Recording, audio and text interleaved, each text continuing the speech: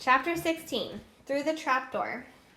In years to come, Harry would never quite remember how he had managed to get through his exams when he half expected Voldemort to come bursting through the door at any moment. Yet the days crept by, and there could be no doubt that Fluffy was still alive and well behind the locked door. It was sweltering hot, especially in the large classroom where they did their written papers. They had been given special new quills for the exams, which had been bewitched with an anti-cheating spell. They had practical exams as well.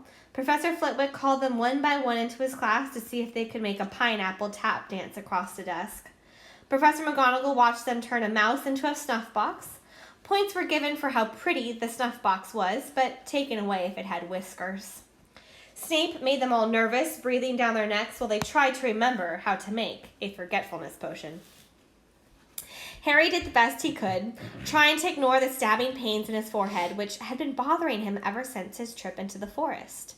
Neville thought Harry had a bad case of exam nerves because Harry couldn't sleep, but the truth was that Harry had been kept being woken by his old nightmare, except that it was now worse than ever because there was a hooded figure dripping blood in it. Maybe it was because they hadn't seen what Harry had seen in the forest, or because they didn't have scars burning on their foreheads, but Ron and Hermione didn't seem as worried about the stone as Harry. The idea of Voldemort certainly scared them, but he didn't keep visiting them in dreams, and they were so busy with their studying they didn't have much time to fret about what Snape or anything else was trying to do. Their very last exam was History of Magic. 1 hour of answering questions about batty old wizards who'd invented self-stirring cauldrons, and they'd be free for a whole wonderful week until their exam results came out.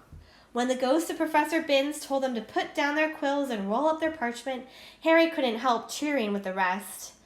"That was far easier than I thought it would be," said Hermione as they joined the crowds flocking out onto the sunny grounds.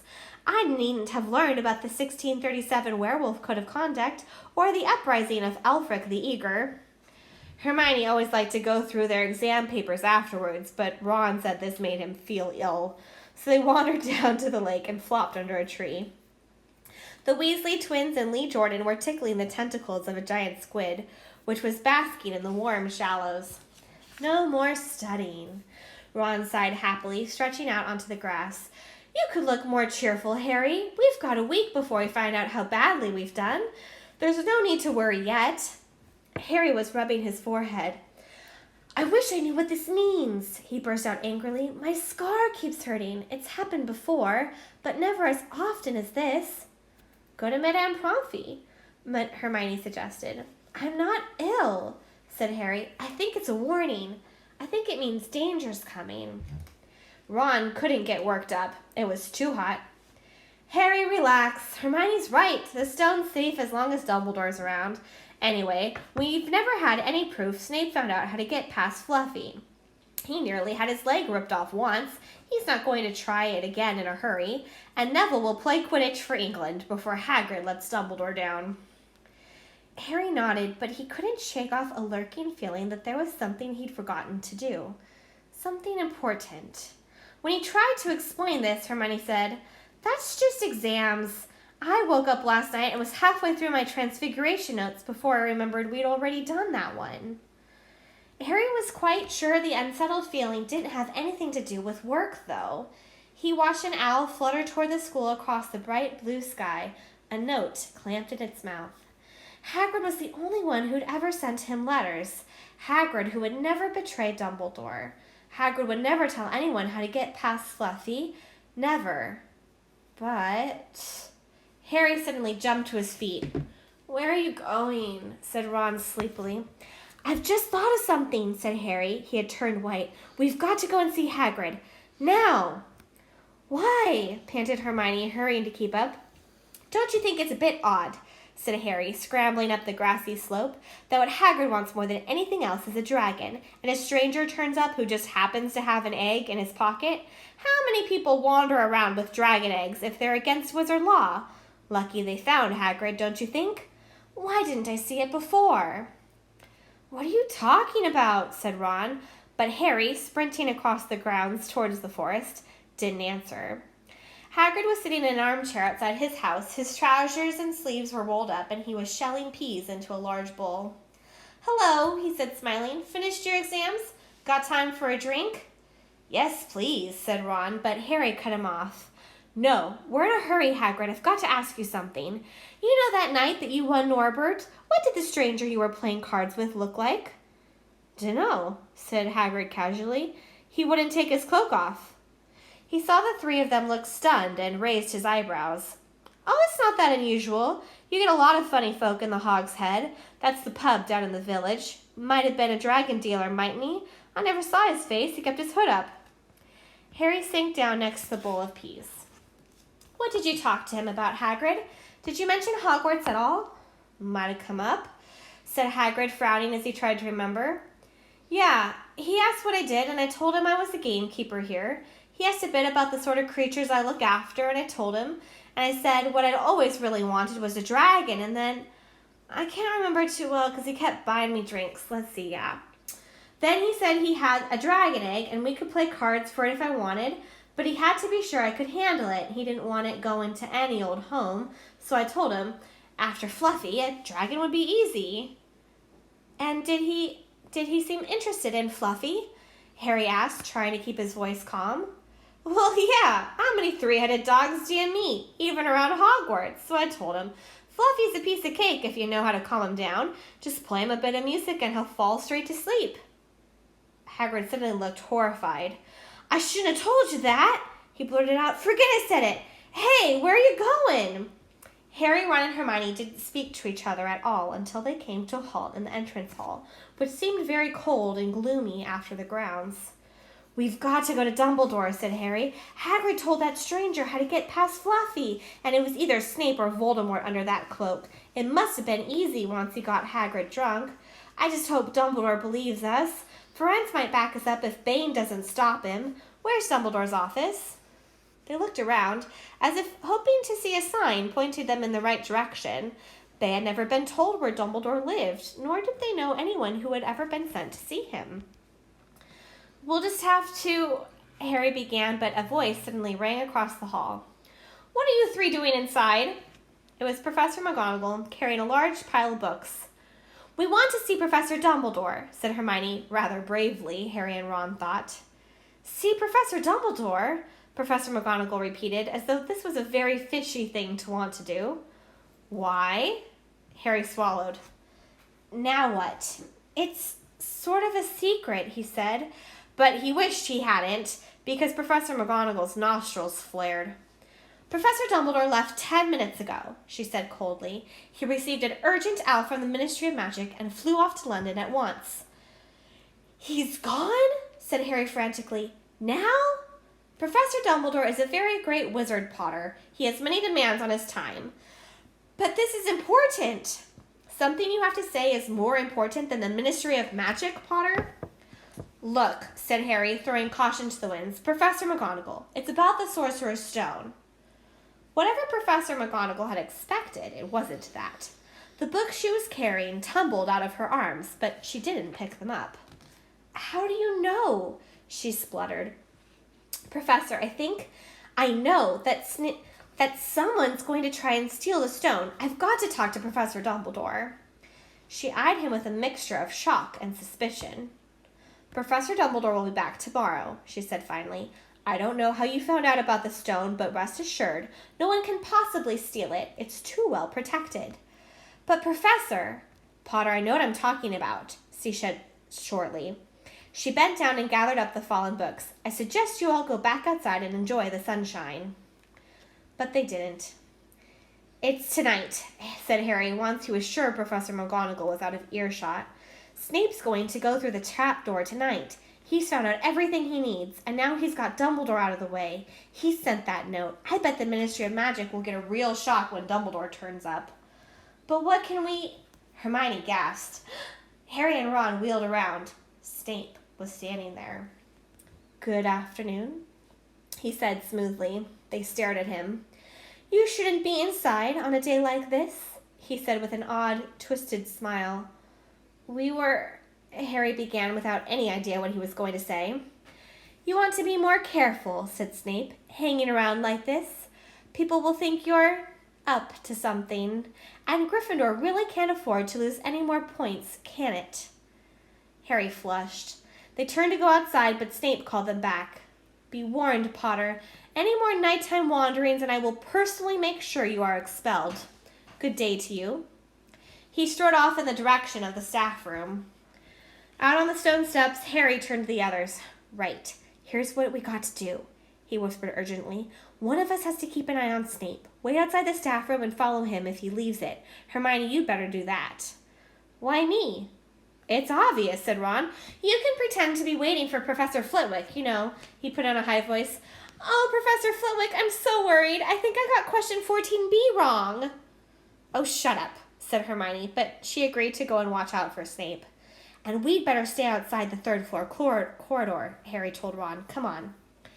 But that part of the plan didn't work. No sooner had they reached the door separating Fluffy from the rest of the school than Professor McGonagall turned up again, and this time she lost her temper. I suppose you think you're harder to get past than a pack of enchantments, she stormed. Enough of this nonsense. If I hear you've come anywhere near here again, I'll take another 50 points from Gryffindor. Yes, Weasley, from my own house. Harry and Ron went back to the common room. Harry had just said, at least Hermione's on Snape's tail, when the portrait of the fat lady swung open and Hermione came in. I'm sorry, Harry, she wailed. Snape came out and asked me what I was doing, so I said I was waiting for Flitwick, and Snape went to go get him, and I've only just got away. I don't know where Snape went. Well, that's it then, isn't it? Harry said. The other two stared at him. He was pale and his eyes were glittering. I'm going out of here tonight, and I'm going to try and get to the stone first. You're mad, said Ron. You can't, said Hermione. After what McGonagall and Snape have said, you'll be expelled. So what? Harry shouted. Don't you understand? If Snape gets hold of the stone, Voldemort's coming back. Haven't you heard what it was like when he was trying to take over? There won't be any Hogwarts to get expelled from. He'll flatten it, or turn it into a school for the dark arts. Losing points doesn't matter anymore. Can't you see? Do you think he'll leave you and your families alone if Gryffindor wins the House Cup? If I get caught before I can get to the stone, well, I'll have to go back to the Dursleys and wait for Voldemort to find me there. It's only dying a bit later than I would have, because I'm never going over to the dark side. I'm going through the trapdoor tonight, and nothing you two say is going to stop me. Voldemort killed my parents, remember? He glared at them. You're right, Harry, said Hermione in a small voice. I'll use the invisibility cloak, said Harry. It's just lucky I got it back. But will it cover all three of us? Said Ron. All three of us? Oh, come off it. You don't think we'd let you go alone? Of course not, said Hermione briskly. How do you think you'd get to the stone without us? I'd better go and look through my books. There might be something useful. But if we get caught, you two will be expelled too. Not if I can help it, said Hermione grimly. Flitwick told me in secret that I got 112% on his exam. They're not throwing me out after that.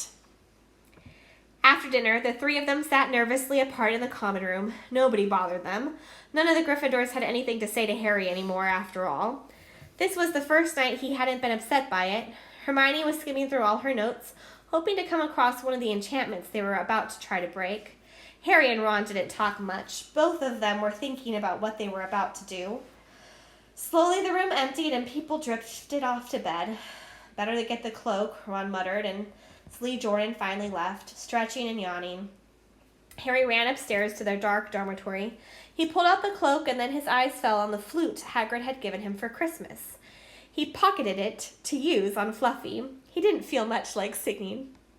He ran back down to the common room. We better put the cloak on here and make sure it covers all three of us. If Filch spots one of our feet wandering along on its own. What are you doing? Said a voice from the corner of the room. Neville appeared from behind an armchair, clutching Trevor the Toad, who looked as though he'd been making another bid for freedom. Nothing, Neville, nothing, said Harry, hurriedly putting the cloak behind his back. Neville stared at their guilty faces. You're going out again, he said. No, said Hermione. No, we're not. Why don't you go back to bed, Neville? Harry looked at the grandfather clock by the door. They couldn't afford to waste any more time. Snape might even now be playing Fluffy to sleep. You can't go out, said Neville. You'll be caught again. Gryffindor will be in even more trouble. You don't understand, said Harry. This is important. But Neville was clearly steeling himself to do something desperate. I won't let you do it, he said, hurrying to stand in front of the portrait hole. I'll fight you. Neville, Ron exploded. Get away from that hole and don't be an idiot. Don't you call me an idiot, said Neville. I don't think you should be breaking any more rules, and you were the one who told me to stand up to people. Yes, but not to us, said Ron in exasperation. Neville, you don't know what you're doing. He took a step forward, and Neville dropped Trevor the Toad, who leapt out of sight. Go on then, try and hit me, said Neville, raising his fists. I'm ready. Harry turned to Hermione. Do something, he said desperately. Hermione stepped forward. Neville, she said, I'm really, really sorry about this. She raised her wand. Petrificus totalis, she cried, pointing it at Neville. Neville's arms snapped to his sides, his legs sprang together, his whole body rigid. He swayed where he stood, and then fell flat on his face, stiff as a board. Hermione ran to turn him over. Neville's jaws were jammed together so he couldn't speak. Only his eyes were moving, looking at them in horror. What have you done to him? Harry whispered. It's the full body bind, said Hermione miserably. Oh, Neville, I'm so sorry. We had to, Neville. No time to explain, said Harry. You'll understand later, Neville, said Ron as they stepped over him and pulled on the invisibility cloak. But leaving Neville lying motionless on the floor didn't feel like a very good omen. In their nervous state, every statue's shadow looked like Filch. Every distant breath of the wind sounded like Peeves swooping down on them. At the front of the first set of stairs, they spotted Mrs. Norris skulking near the top. Oh, let's kick her, just this once, Ron whispered in Harry's ear, but Harry shook his head. As they climbed carefully around her, Mrs. Norris turned her lamp-like eyes on them, but didn't do anything. They didn't meet anyone else until they reached the staircase up to the third floor. Peeves was bobbing halfway up, loosening the carpet so people would trip. Who's there? He said suddenly as they climbed toward him. He narrowed his wicked black eyes. No, you're there, even if I can't see you. Are you a galley or a ghosty or a wee student beastie? He rose up in the air and floated there, squinting at them. Should call Filch, I should, if something's a-creeping around unseen. Harry had a sudden idea. Peeves, he said in a hoarse whisper. The Bloody Baron has his own reasons for being invisible. Peeves almost fell out of the air in shock. He caught himself in time and hovered about a foot off the stairs. So sorry, your bloodiness, Mr. Baron, sir, he said greasily. My mistake, I didn't see you. Of course I didn't see you. You're invisible. Forgive old Peevesy his little joke, sir. I have business here, Peeves, croaked Harry. Stay away from this place tonight. I will, sir, I most certainly will, said Peeves, rising up in the air again. Hope your business goes well, Baron. I'll not bother you. And he scooted off. Brilliant, Harry, whispered Ron. A few seconds later, there they were, outside the third-floor corridor, and the door was already ajar. Well, there you are, Harry said quietly. Snape's already gotten past Fluffy. Seeing the open door somehow seemed to impress upon all three of them what was facing them. Underneath the cloak, Harry turned to the other two. If you want to go back, I won't blame you, he said. You can take the cloak. I won't need it now. Don't be stupid, said Ron. We're coming, said Hermione. Harry pushed the door open. As the door creaked low, rumbling growls met their ears. All three of the dogs' noses sniffed madly in their direction, even though it couldn't see them. What's that at its feet? Hermione whispered. Looks like a harp, said Ron. Snape must have left it there. It must wake up the moment you stop playing, said Harry. Well, here goes. He put Hagrid's flute to his lips and blew. It wasn't really a tune, but from the first note the beast's eyes began to droop. Harry hardly drew breath. Slowly the dog's growl ceased. It tottered on its paws and fell to its knees and then slumped to the ground, fast asleep. Keep playing, Ron warned Harry as they slipped out of the cloak and crept toward the trapdoor. They could feel the dog's hot, smelly breath as they approached the giant heads. I think we'll be able to pull the door open, said Ron, peering over the dog's back. Want to go first, Hermione? No, I don't. All right. Ron gritted his teeth and stepped carefully over the dog's legs. He bent and pulled the ring off the trapdoor, which swung up and open. What can you see? Hermione said anxiously. Nothing. Just black. There's no way of climbing down. We'll just have to drop. Harry, who was still playing the flute, waved at Ron to get his attention and pointed at himself. You want to go first? Are you sure? Said Ron. I don't know how deep this thing goes. Give the flute to Hermione so she can keep him asleep. Harry handed the flute over. In the few seconds' silence, the dog growled and twitched, but the moment Hermione began to play, it fell back into its deep sleep. Harry climbed over it and looked down through the trapdoor. There was no sign of the bottom. He lowered himself through the hole until he was hanging on by his fingertips. Then he looked up at Ron and said, If anything happens to me, don't follow. Go straight to the owlery and send Hedwig to Dumbledore, right? Right, said Ron. See you in a minute, I hope. And Harry let go. Cold, damp air rushed past him as he fell down, down, down, and flump. With a funny, muffled sort of thump, he landed on something soft. He sat up and felt around, his eyes not used to the gloom. It felt as though he was sitting on some sort of plant. It's okay, he called up to the light of the size of a postage stamp, which was the open trapdoor. It's a soft landing. You could jump. Ron followed right away. He landed, sprawled next to Harry. What's this stuff? Were his first words. Dunno. Some sort of plant thing? I suppose it's here to break the fall. Come on, Hermione. The distant music stopped. There was a loud bark from the dog, but Hermione had already jumped. She landed on Harry's other side. We must be miles under the school, she said. Lucky this plant thing's here, really, said Ron. Lucky? Shrieked Hermione. Look at you both. She leapt up and struggled toward a damp wall. She had started to struggle because the moment she landed, the plant had started to twist, snake-like tendrils around her ankles. As for Harry and Ron, their legs had already been bound tightly in long creepers without their noticing. Hermione had managed to free herself before the plant got a firm grip on her. Now she watched in horror as the two boys fought to pull the plant off them. But the more they strained against it, the tighter and faster the plant wound around them. Stop moving, Hermione ordered them. I know what this is. It's Devil's Snare. Oh, I'm so glad we know what it's called. That's a great help, snarled Ron, leaning back, trying to stop the plant from curling around his neck. Shut up, I'm trying to remember how to kill it, said Hermione. Well, hurry up, I can't breathe, Harry gasped, wrestling with it as it curled around his chest. Devil's Snare, what did Professor Sprout say? It likes the dark and the damp. So, light a fire, Harry choked. Yes, of course, but there's no wood, Hermione cried, wringing her hands. Have you gone mad? Ron bellowed. Are you a witch or not? Oh, right, said Hermione, and she whipped out her wand, waved it, muttering something, and sent a jet of the same blue bell flame she used on Snape at the plant. In a matter of seconds, the two boys felt it loosening its grip as it cringed away from the light and warmth. Wriggling and flailing, it unraveled itself from their bodies, and they were able to pull free. Lucky you pay attention in herbology, Hermione, said Harry, as he joined her by the wall, wiping sweat off his face. Yeah, said Ron, and lucky Harry doesn't lose his head in a crisis. There's no wood, honestly. This way, said Harry, pointing down a stone passageway, which was the only way forward. All they could hear, apart from their footsteps, was the gentle drip of water trickling down the walls. The passageway sloped downward, and Harry was reminded of Gringotts.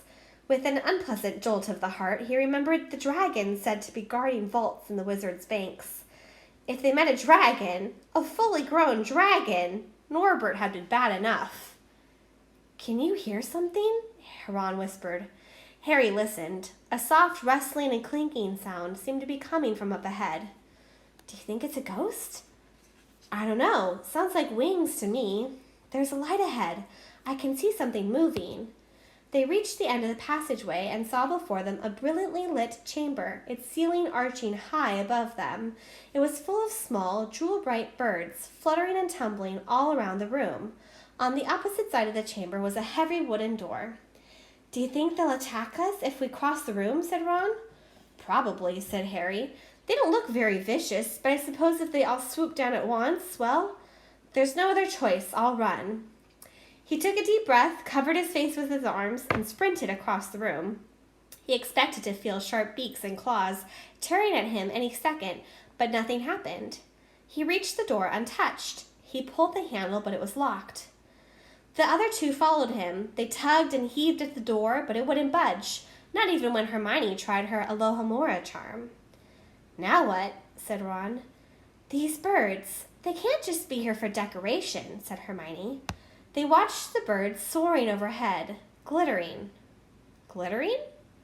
"They're not birds," said Harry suddenly. "They're keys, winged keys. Look carefully. So that must mean..." He looked around the chamber while the other two squinted up at the flock of keys. "Yes, look, broomsticks. We've got to catch the key to the door." "But there are hundreds of them." Ron examined the lock on the door. "We're looking for a big, old-fashioned one, probably silver like the handle." They each seized a broomstick and kicked off into the air, soaring into the midst of the cloud of keys. They grabbed and snatched, but the bewitched keys darted and dived so quickly it was almost impossible to catch one. Not for nothing, though, was Harry the youngest seeker in a century. He had a knack for spotting things other people didn't. After a minute's weaving about through the whirl of rainbow feathers, he noticed a large silver key that had a bent wing, as if it had already been caught and stuffed roughly through the keyhole. "That one!" he called to the others. "That big one, there! No, there, with the bright blue wings. The feathers are all crumpled on one side." Ron went speeding in the direction that Harry was pointing, crashing into the ceiling, and nearly fell off his broom. "We've got to close in on it," Harry called, not taking his eyes off the key with a damaged wing. "Ron, you come at it from above. Hermione, stay below and stop it from going down, and I'll try and catch it." "Right. Now." Ron dived, Hermione rocketed upward, and the key dodged them both, and Harry streaked after it. It sped toward the wall. Harry leaned forward and with a nasty crunching noise pinned it against the stone with one hand. Harry, Ron, and Hermione's cheers echoed around the high chamber. They landed quickly, and Harry ran to the door, the key struggling in his hand. He rammed it into the lock and turned. It worked. The moment the lock had clicked open, the key took flight again, looking very battered now that it had been caught twice. "Ready?" Harry asked the other two, his hand on the door handle. They nodded. He pulled the door open. The next chamber was so dark they couldn't see anything at all, but as they stepped into it, light suddenly flooded the room to reveal an astonishing sight. They were sitting on the edge of a huge chessboard. Behind the black chessmen, which were all taller than they were and carved from what looked like black stone. Facing them, way across the chamber, were the white pieces. Harry, Ron, and Hermione shivered slightly. Towering, the white chessmen had no faces. "Now what do we do?" Harry whispered. "It's obvious, isn't it?" said Ron. "We've got to play our way across the room." Behind the white pieces, they could see another door. "How?" said Hermione nervously. "I think," said Ron, "we're going to have to be chessmen." He walked up to a black knight and put his hand out to touch the knight's horse. At once the stone sprang to life. The horse pawed the ground, and the knight turned his helmeted head to look down at Ron. "Do we have to join you to get across?"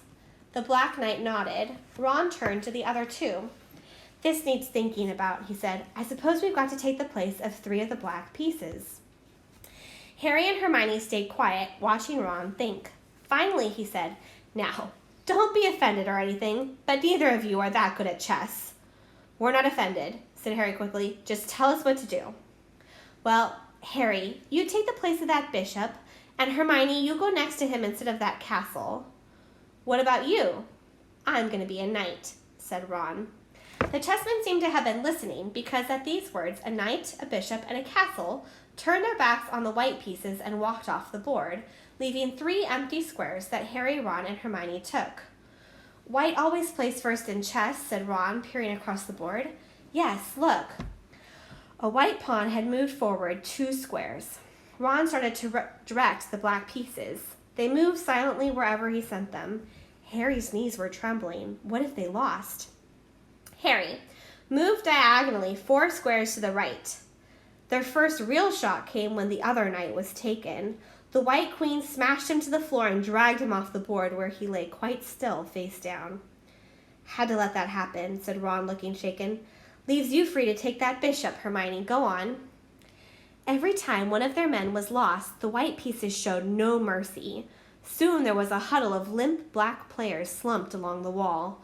Twice, Ron only just noticed in time that Harry and Hermione were in danger. He himself darted around the board, taking almost as many white pieces as they had lost black ones.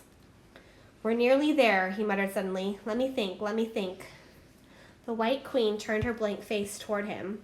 "Yes," said Ron softly. "It's the only way. I've got to be taken." "No!" Harry and Hermione shouted. "That's chess," snapped Ron. "You've got to make some sacrifices. I take one step forward and she'll take me. That leaves you free to checkmate the king. Harry, but do you want to stop Snape or not? Ron, look, if you don't hurry up, he'll already have the stone." There was no alternative. "Ready?" Ron called, his face pale but determined. "Here I go. Now, don't hang around once you've won." He stepped forward and the White Queen pounced. She struck Ron hard across the head with her stone arm, and he crashed to the floor. Hermione screamed but stayed on her square. The White Queen dragged Ron to one side. He looked as if he'd been knocked out. Shaking, Harry moved 3 spaces to the left. The White King took off his crown and threw it at Harry's feet. They had won. The chessmen parted in bout, leaving the door ahead clear. With one last desperate look back at Ron, Harry and Hermione charged the door and up the next passageway. "What if He'll be all right," said Harry, trying to convince himself. "What do you reckon next?" "We've had sprouts. That was the devil's snare. Flitwick must have put charms on the keys. McGonagall's transfigured the chessmen to make them alive. That leaves Quirrell's spell. And Snape's." They had reached another door. "All right," Harry whispered. "Go on." Harry pushed it open. A disgusting smell filled their nostrils, making both of them pull their robes up over their noses. Eyes watering, they saw, flat on the floor in front of them, a troll, even larger than the one they had tackled, out cold with a bloody lump on its head. "I'm glad we didn't have to fight that one," Harry whispered as they stepped carefully over one of its massive legs. "Come on, I can't breathe." He pulled open the next door, both of them hardly daring to look at what came next, but there was nothing very frightening in here. Just a table with 7 differently shaped bottles standing on it in a line. "Snape's," said Harry. "What do we have to do?" They stepped over the threshold and immediately a fire sprang up behind them in the doorway. It wasn't ordinary fire either. It was purple. At the same instant, black flames shot up in the doorway leading onward. They were trapped. "Look!" Hermione seized a roll of paper lying next to the bottles. Harry looked over her shoulder to read it. "Danger lies before you, while safety lies behind. 2 of us will help you, whichever you would find. 1 among us 7 will let you move ahead. Another will transport the drinker back instead. 2 among our number hold only nettle wine. 3 of us are killers waiting hidden in a line. Choose unless you wish to stay here forevermore. To help you in your choice, we give you these clues 4. First, however slyly the poison tries to hide, you will always find some on nettle wine's left side. Second, different are those who stand at either end, but if you would move onward, neither is your friend. Third, as you see clearly, are all different size. Neither dwarf nor giant holds death in their insides. Fourth, the second left and second on the right are twins once you taste them, though different at first sight." Hermione let out a great sigh, and Harry, amazed, saw that she was smiling, the very last thing he felt like doing. "Brilliant," said Hermione. "This isn't magic, it's logic, a puzzle. A lot of the greatest wizards haven't got an ounce of logic. They'd be stuck in here forever." "But so will we, won't we?" "Of course not," said Hermione. "Everything we need here is on this paper. 7 bottles, 3 are poison, 2 are wine. 1 will get us safely through the black fire, and 1 will get us back through the purple." "But how do we know which one to drink?" "Give me a minute." Hermione read the paper several times. Then she walked up and down the line of bottles, muttering to herself and pointing at them. At last, she clapped her hands. "Got it," she said. "The smallest bottle will get us through the black fire toward the stone." Harry looked at the tiny bottle. "There's only enough here for 1 of us," he said. "That's hardly 1 swallow." They looked at each other. "Which one will get you back through the purple flames?" Hermione pointed at a rounded bottle on the right end of the line. You drink that, said Harry. No, listen. Go back and get Ron. Grab rooms from the Flying Key room. They'll get you out the trapdoor and past Fluffy. Go straight to the Owlery and send Hedwig to Dumbledore. We need him. I might be able to hold Snape off for a while, but I'm no match for him, really. But, Harry, what if you know who's with him? Well, I was lucky once, wasn't I? Said Harry, pointing to Scar. I might get lucky again. Hermione's lip trembled, and she suddenly dashed at Harry and threw her arms around him. Hermione! Harry, you're a great wizard, you know. I'm not as good as you, said Harry, very embarrassed as she let go of him. Me, said Hermione, books and cleverness. There are more important things, friendship and bravery and... Oh, Harry, be careful. You drink first, said Harry. You are sure which is which, aren't you? Positive, said Hermione. She took a long drink from the round bottle at the end and shuddered. It's not poison? Said Harry anxiously. No, but it's like ice. Go, quick, before it wears off. Good luck, take care. Go! Hermione turned and walked straight through the purple fire. Harry took a deep breath and picked up the smallest bottle. He turned to face the black flames. Here I come, he said, and he drained the little bottle in one gulp. It was indeed as though ice was flooding his body. He put the bottle down and walked forward. He braced himself, saw the black flames licking his body, but couldn't feel them. For a moment he could see nothing but dark fire. Then he was on the other side in the last chamber. There was already someone there, but it wasn't Snape. It wasn't even Voldemort.